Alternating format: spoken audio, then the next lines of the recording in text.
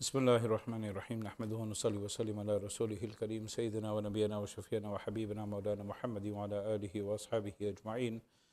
سبحانك لا علم لنا إلا ما علمتنا إنك أنت العليم الحكيم. اللهم رب اشرح لي صدري ويسر لي أمري واحلل عقدة من لساني يفقه قولي. إن الله وملائكته يصلون على النبي يا أيها الذين آمنوا صلوا عليه وسلموا تسليما. اللهم صل على سيدنا محمد وعلى آل سيدنا محمد وبارك وسلم. So last night, our dear respected honorable Huffaz recited from the 12th juz of the Noble Quran.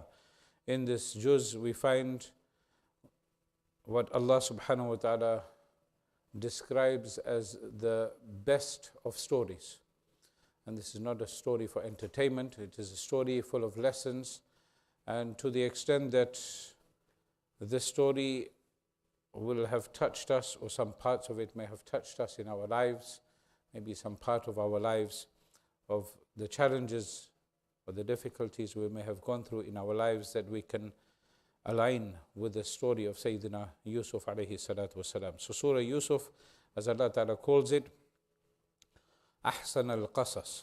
This is the most beautiful of stories.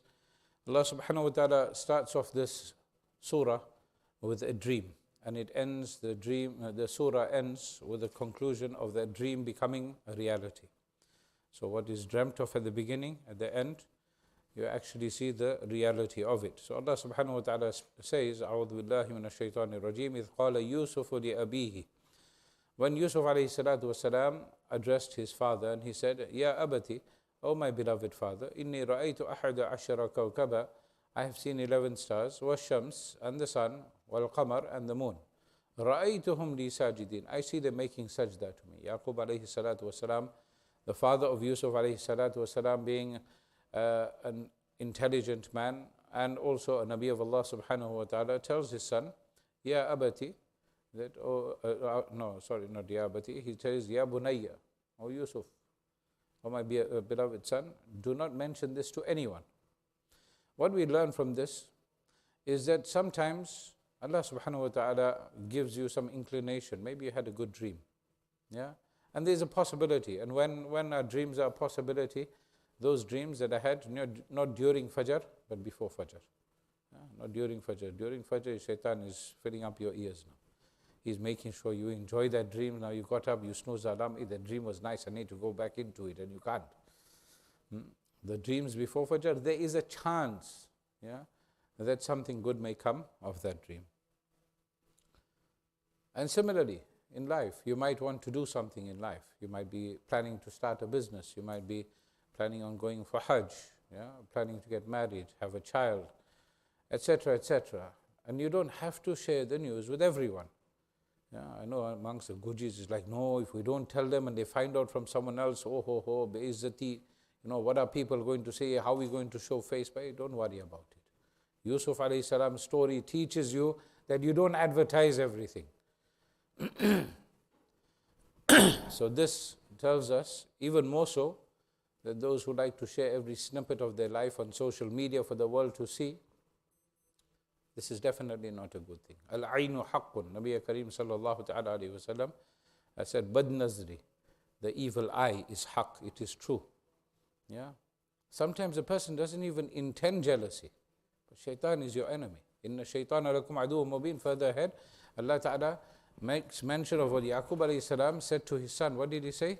Shaitan is your open enemy, and because he's your open enemy, he's going to try and make life difficult for you. By you advertising to the whole world that you are getting married now, you're opening a business, yes, at the right time, you will have to advertise that business because you want the customers, you want the footfall. But everything doesn't need to be advertised. You don't need to advertise, I give my wife 1 tola, 5 tola of gold. All of these things are not necessary. Tell the world what they need to know only, what they need to know. Some things are not necessary at all. Your whole family will ask, where's the girl from, or which part of India, or does she speak our Gujarati, does she speak our dialect of Urdu, does she speak Punjabi, what is their family like, what does this, well, you know what, some things are not necessary. People have this habit, oh, you started a new job, how much you earning? That's not your business. It's not your business. But if it's your father asking, by all means. He's your father, and your father has rights over you to the extent that what you own, your father owns it. Your father has a right over your wealth. But if someone is just asking you randomly, it's not necessary to share such information. So he says that I see 11 stars. He had 11 brothers.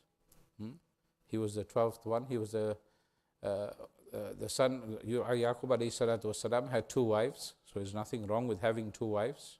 I was discussing this with some of our Syrian brothers there.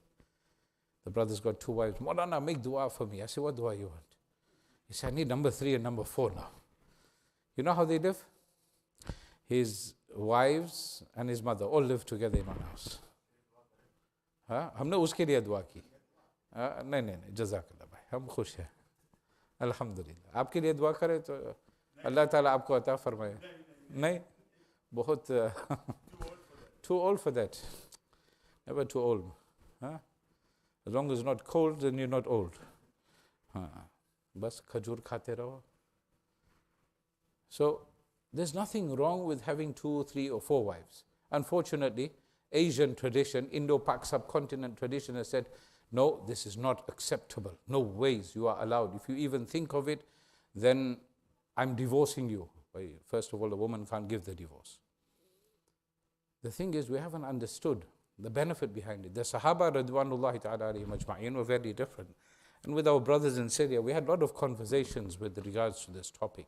In-depth conversations over the 2.5 days that we were there, about the responsibilities of the man. You take on a second wife. What is your responsibility? I was speaking to that one brother, mashallah, he is quite senior politically, in Turkey also. And he was talking and he was saying, he's the mayor of the town that we went to. And he hosted us, mashallah. He said, I've got 1 Mercedes. Now I get another wife, I have to buy another one, a Mercedes. That becomes very high maintenance for me then. So you want to get married, and the Sahaba, as I was saying, they got married to second wife, third wife, fourth wife. Why? Why did Nabi sallallahu alayhi wa sallam, how many virgin wives did he have? Only one, Hazrat Aisha Siddiqa, radiyallahu ta'ala anha. The rest were all widows, or divorcees. And that was done, those nikahs were done to strengthen the bond within the community, strengthen ties within different clans within the community. To take care of those widows, to take care of those divorcees and their children. Now you married so many years, now you want a fresh 18-year-old wife, you want to start all over again, but you're not 18. You're not 20.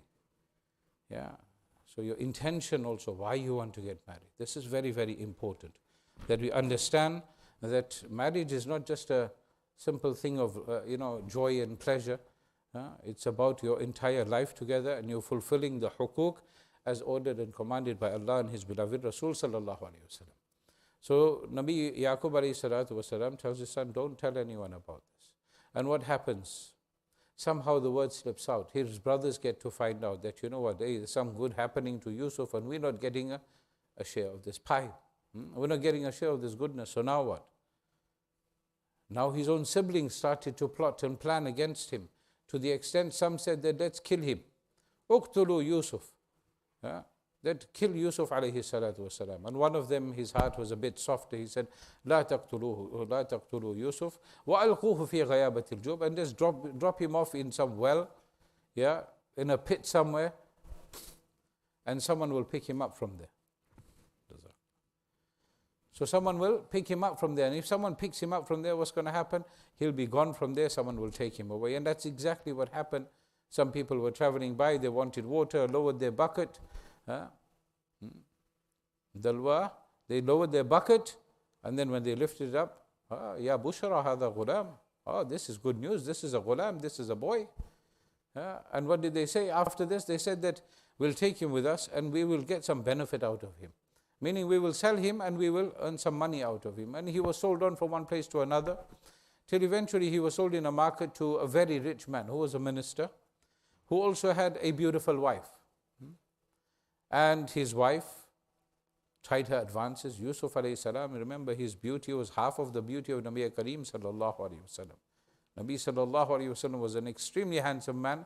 And here we find that Yusuf alayhi salam had half his beauty, extremely handsome young man. Now the story got out that the minister's wife is trying stunts with the slaves. So she became like, this is an embarrassing thing, but I need to show all these women that like to make panchat. Panchat has been not happening since the goodies, It's been happening a long time. I'll give everyone.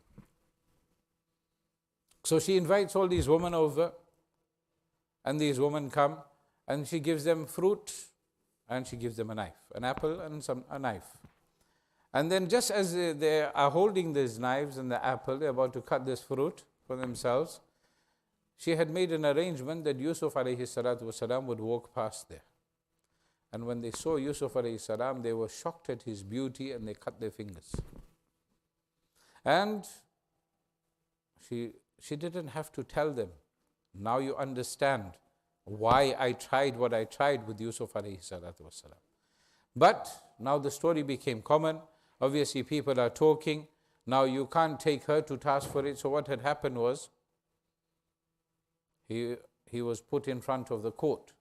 And he said, أَحَبُّ السِّجْنُ إِلَيَّ مِمَّا يَدْعُونَنِي إِلَيْهِ, that this prison is more beloved to me than what these people are saying. These people are saying that I tried some sexual advances towards this woman. That is why even in our workplaces, we have to be very, very careful. We are working with the opposite sex. How close you get to them. How pally you become with them. To the extent that now you become husband, wife, and work husband and work wife. Where you think everything is okay, you can speak how you speak to your wife or your husband at home, then you speak and behave in the same way with your colleagues of the opposite sex at your workplace. Sharam and haya is very, very important. And insan is such that they can fall into this trap very, very easily. So we need to be extremely cautious. So he said, I will rather go to prison than accept what they are saying. And when he went to prison, what did he do? He utilized that time. He gave da'wah. He helped people in various ways. To the extent, they say, the prison guards cried when he left the prison. Because of how much of benefit he was, that even the prison guards would come to him, Sayyidina Yusuf alayhi salatu wasalam, for advice, for nasiha. One person sees a dream. He says that I see myself carrying a basket of bread and the birds are coming and plucking from it. And another one says, I see myself squeezing grapes. So he interprets it that you, that is with the bread, you unfortunately are going to be hung. And that is what happened. And you, on the other hand, the one that was squeezing grapes, you are going to be the one that pours wine for the king. Eventually, as time went by, this person that was serving wine to the king, when the king started having dreams for a certain amount of consecutive days, then the king started asking to get interpretations, but he wasn't getting any proper clear answer. So what happens? He then calls this person that was in prison who pours the wine for him. He says, you know what, I think I have the answer. There is someone that knows. He interpreted my dream and I forgot about it. Halaki Yusuf alayhi salatu wasalam told him, when you go to the king, make mention of this. But you know how it is. When we are in difficulty, when we are in hardship, we turn to Allah. We beg Allah, we cry to Allah, we read our salah, we read extra salah, we give out charity. We got extra charity, we do other good deeds. Bilal? Not now, please. After salah, people can take it on their way home. Don't give it out now. Hello, mister? Okay, Jazakallah. Otherwise, we'll have mess in the masjid. So, khair. He had forgotten, but he remembered after a long time. So, Yusuf alayhi salam translates the dream, interprets the dream.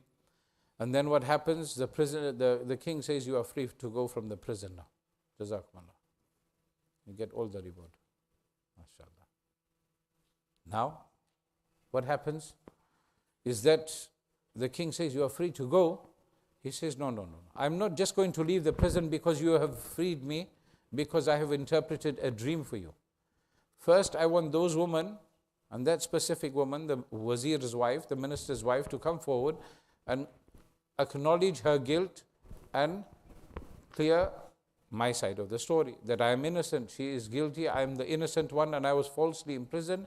Once that happens, then only I will leave. Yeah. Similarly, things like this happen in our life. We say, all right, doesn't matter, whatever it is. No, you clarify so that there is clarity, so that people can understand and see the truth. And this is what happens. She comes forward and acknowledges her guilt. And then Yusuf alayhi salam is set free. He becomes the minister. He's in charge of the grain. Yaqub alayhi salam's children come. And as time goes by, they come a few times. The whole story is quite a lengthy, but what a beautiful one. We'll find that the story of Yusuf alayhi salam teaches us many, many different lessons. Number one, those closest to you don't always want good for you. Those closest to you can be jealous of you. But be careful of this. Because sometimes, you'll go now after Maghrib, your wife has made the nicest bhajiyas or whatever it is, samosas or curry, whatever she's made. Yeah, because generally that's what our sisters do. Now you eat it, but you are so hungry, or that sharbat tastes so nice, you drank down half a liter of it. Now all of a sudden by Isha, your stomach is paining. Then now, oh, you know what? That one brother in the masjid was looking at me a bit weird today. I think he's done some nazar on me. Rabbi, you don't know how tikana of how to eat or drink, and now you're blaming someone. First, that's a false allegation. It's a false allegation. Everything that goes wrong in your life is not jadoo. It is not black magic. It is not ayn. It is simply sometimes circumstances that Allah Ta'ala is putting you through. Be it illness, be it a test from Allah Ta'ala. Allah Ta'ala has said He's going to test us in various different ways. So we need to be very, very mindful of this. Some people, every opportunity, they run to these pir sabs. These pir sabs charge 400 or 500 pounds a visit. Yeah, they're loving it. No, I need to order you special dawa from India. It's going to cost 500 pounds. By 500 pounds, you can go to India, have a holiday and come back. That's when the tickets are cheap. Don't quote me on that. Someone say, Moulana, I've been trying to find a ticket where you found for 500. So khair, don't believe everything. And some of these pir sabs, especially when they charge you money, now they say, we don't charge you a fee, we're charging you for the medication we need. And we need to bring it from India. From India, you can get probably a whole load of Alfonso mangoes. Those lovely sweet ones. So be very careful of who you visit. Some of these vultures are there. You've seen Pir Chuf Chuf? Seen Pir Chuf Chuf? Even the actors they have, they are badly paid. Person is like this in a wheelchair, and next minute they're walking like nothing ever happened. Ajib. Be very careful of people like this. Be very, very careful of people like this. There are some genuine amils out there. And protect yourself every day. Read, Nabi sallallahu alayhi wa sallam said, Mu'awwadhatayn, Qul a'udhu bi rabbil falaq, Qul a'udhu bi rabbin nas, 3 times morning, 3 times evening. How long is it going to take? A minute, 2 minutes? Read it, blow on your hands and wipe over your body. Do the same for your children. Protect yourself, protect your children. Inshallah, this will be of great benefit. Jazakumullah khair. Jazakallah hasan bhai. So we find that there's a lot of differences and difficulties that there may be in a family, and sometimes people may want to harm us. Remember, my dear brothers and sisters, we mustn't be the ones that are guilty of this. We must want good and khair for others. And if people take advantage of you, it doesn't matter, so be it. As long as they are not abusing you, that is fine. You find that a family member is always calling you for help, but whenever you ask them, they never ever want to help you. It doesn't matter, don't worry about it. You help them within your means, within your ability. Remember that everyone out there is not always going to understand the truth. Sometimes the laws are guilty of finding the innocent guilty. We've worked in prisons, and we've worked with prisoners that were serving multiple life sentences. And you see the amount of regret and tawbah and the sadness and the way they feel about what they have done in their eyes, in their speech, in their a'mal, that you think to yourself, subhanallah, this person is going to Jannah well before me. Never look down upon a person because they were guilty. Yes, you take your precautions, but be very, very mindful as to how we behave towards them. Because right at the end of this beautiful story, we find that Yusuf alayhi salatu wasalam, his mother, his father, The father has a big responsibility like the sun has. Not the moon doesn't even have half that responsibility. How bright the sun is, that's how much of brightness there will be upon the moon. And you find the stars are much less important than those two. So please be very, very mindful of this, inshallah, that we remember هذا تأويل رؤياي, that this is now the interpretation of the dream that you saw. Sayyidina Yusuf alayhi salatu wasalam saw this dream, and we find that Yaqub alayhi salam, his wife and his children all made sajda in front of Yusuf alayhi salatu wasalam, and this was the interpretation of this dream. Read up on this, learn this story, understand in depth of this. Where to find an authentic story on this? If you Google Tafsir Ibn Kathir, Tafsir Ibn Kathir, stories of the prophets, or by the kitab, there's a lot of detail on a lot of the Anbiya alayhimu salatu wassalam. Get this book and read it and learn about it, inshallah al-aziz. Bismillahir Rahmanir Rahim. Alhamdulillahi Rabbil Alameen. Wa la aqibatu lil-muttaqeen. والصلاة والسلام على سيدنا ونبينا وشفينا وحبيبنا وسندنا ومولانا محمد وعلى آله وأصحابه أجمعين. لا إله إلا أنت سبحانك إنا كنا من الظالمين. لا إله إلا الله وحده لا شريك له أحدا صمدا لم يلد ولم يولد ولم يكن له كفوا أحد. يا حي يا قيوم برحمتك نستغيث. اللهم ربي أوزعني أن أشكر نعمتك التي أنعمت علي وعلى والدي وأن أعمل صالحا ترضاه وأدخلنا برحمتك في عبادك الصالحين. يا حي يا قيوم برحمتك نستغيث. يا حي يا قيوم برحمتك نستغيث. يا حي يا قيوم برحمتك نستغيث. Ya Allah, most kind, most merciful, grant us forgiveness for our minor and our major sins, Ya Allah. The first 10 days of Ramadan have gone by. We may not have valued it correctly, Ya Allah. Our fast may not have been correct, Ya Allah. Our recitation may not have been correct, Ya Allah. But Ya Allah, we are weak, Ya Allah. Accept from us our a'mal, our good deeds. Accept them from us, Ya Allah. Ya Allah, do not let them go by unnoticed. Ya Allah, most kind, most merciful. Ya Allah, grant us the tawfiq to say Ameen to our du'as.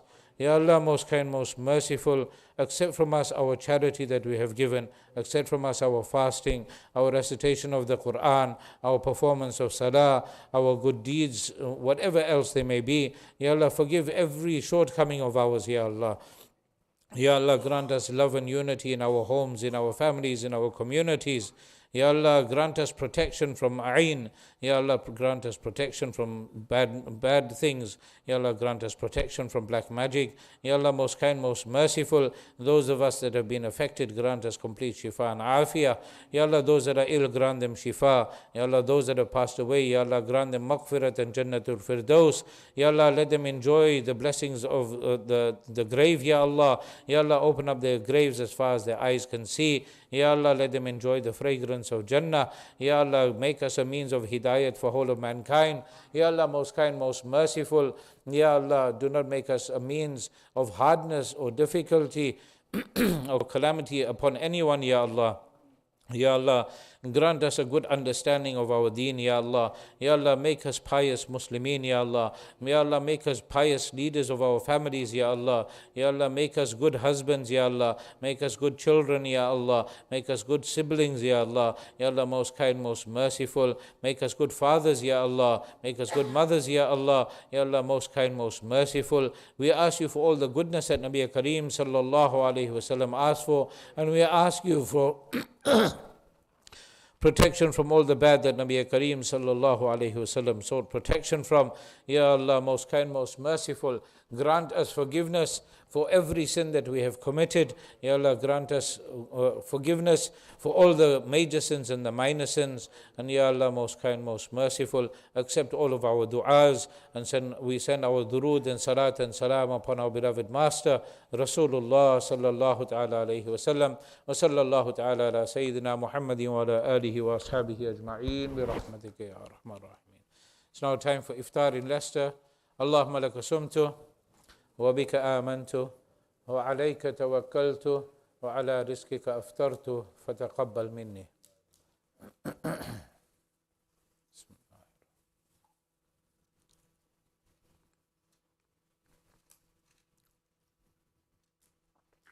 الله.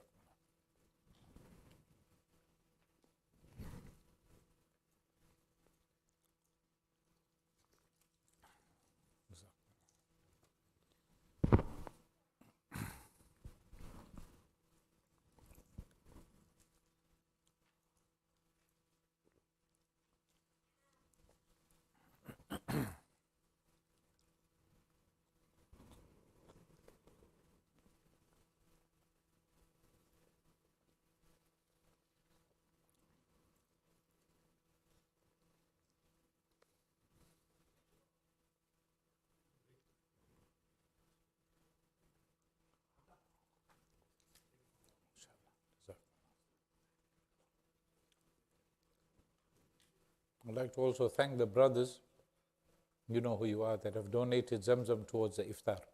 It's not pure Zamzam in your cups. It's mixed with some local water. But there is Zamzam in there from the brothers and also for the dates. Jazakumullah. And then we get a top up from Uncle Ahmad. Jazakumullah. Just 1 minute. Dua after opening the fast.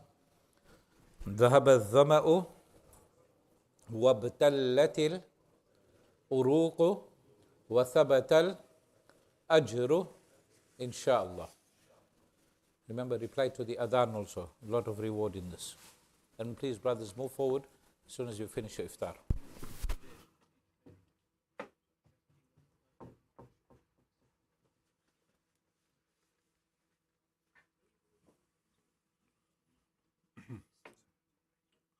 الله أكبر الله أكبر الله أكبر الله أكبر أشهد أن لا إله إلا الله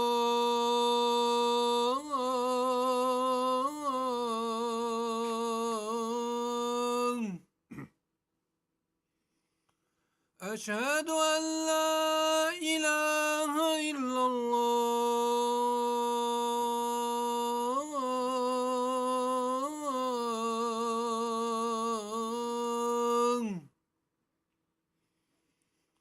أشهد أن محمدًا رسول الله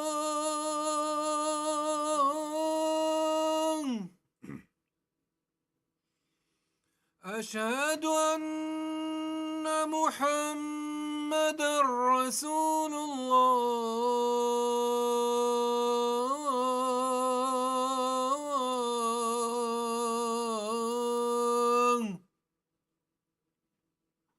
حي على الصلاة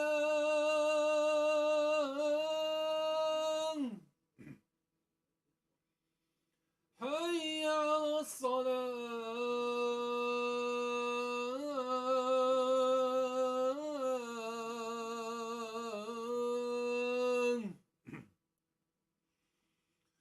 حي على الفلاح حي على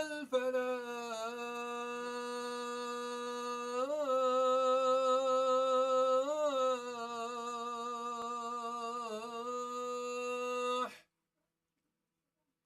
الله أكبر الله أكبر لا إله إلا الله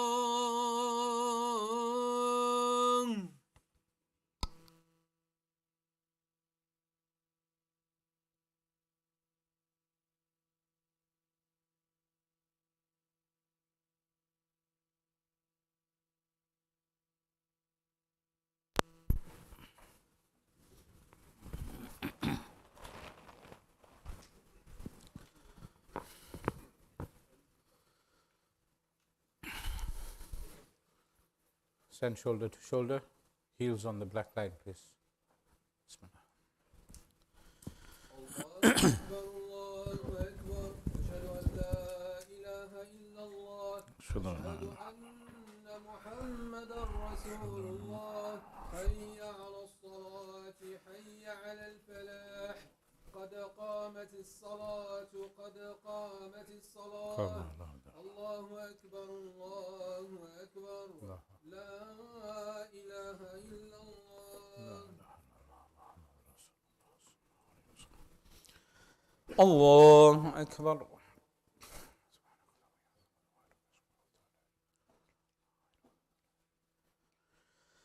الحمد لله رب العالمين الرحمن الرحيم مالك يوم الدين إياك نعبد وإياك نستعين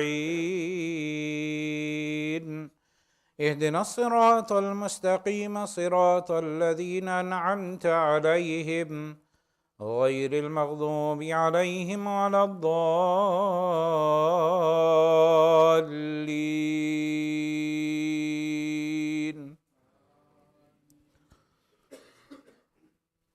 القارعة ما القارعة وما أدراك ما القارعة يوم يكون الناس كالفراش المبثوث وتكون الجبال كالعهن المنفوش فأما من ثقلت موازينه فهو في عيشة راضية وأما من خفت موازينه فأمه هاوية وما أدراك ما هي نار حامية. الله أكبر.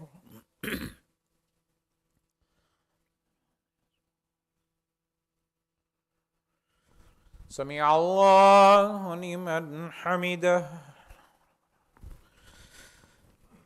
الله أكبر.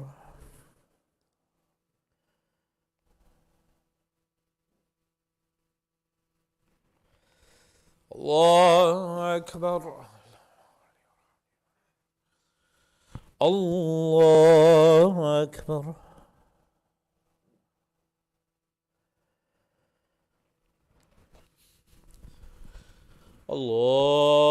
الله أكبر.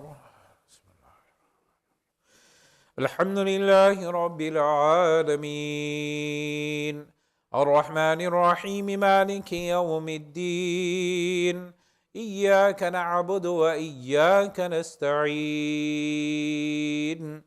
اهدنا الصراط المستقيم صراط الذين أنعمت عليهم غير المغضوب عليهم ولا الضالين.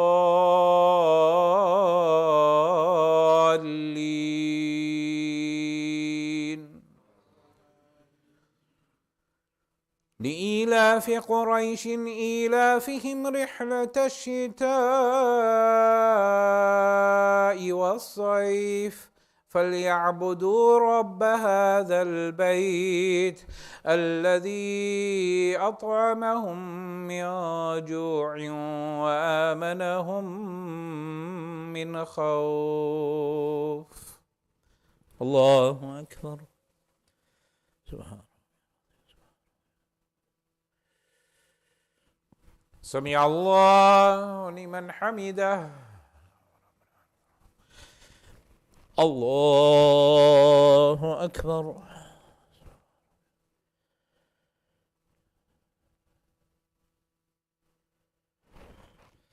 الله أكبر. الله أكبر.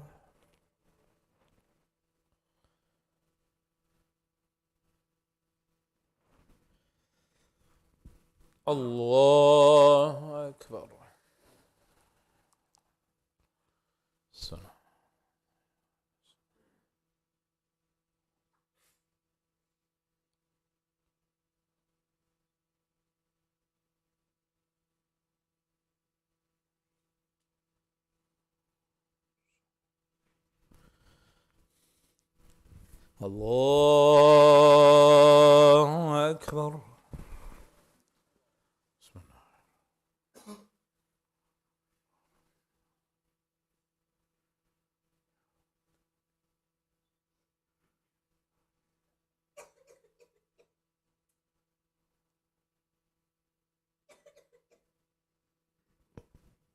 الله أكبر.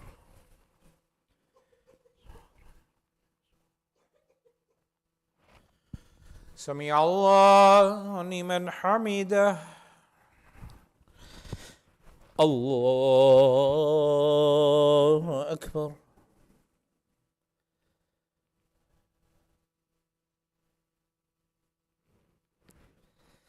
الله أكبر. الله أكبر.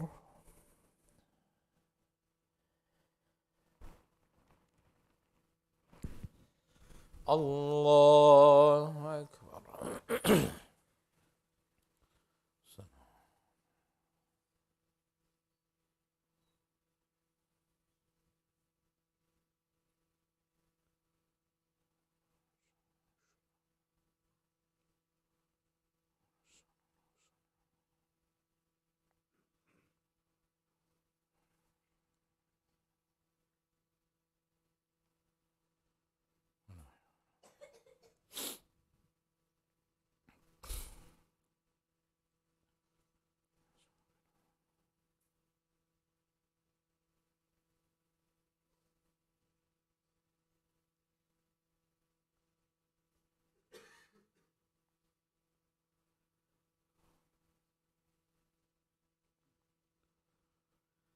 السلام عليكم ورحمة الله.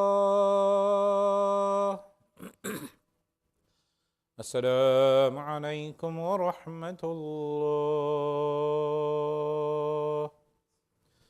الله أكبر. استغفر الله استغفر الله استغفر الله. اللهم أنت السلام ومنك السلام، تبارك ربنا وتعاليت يا ذا الجلال والإكرام. سمعنا وأطعنا غفرانك ربنا وإليك المصير برحمتك يا أرحم الراحمين.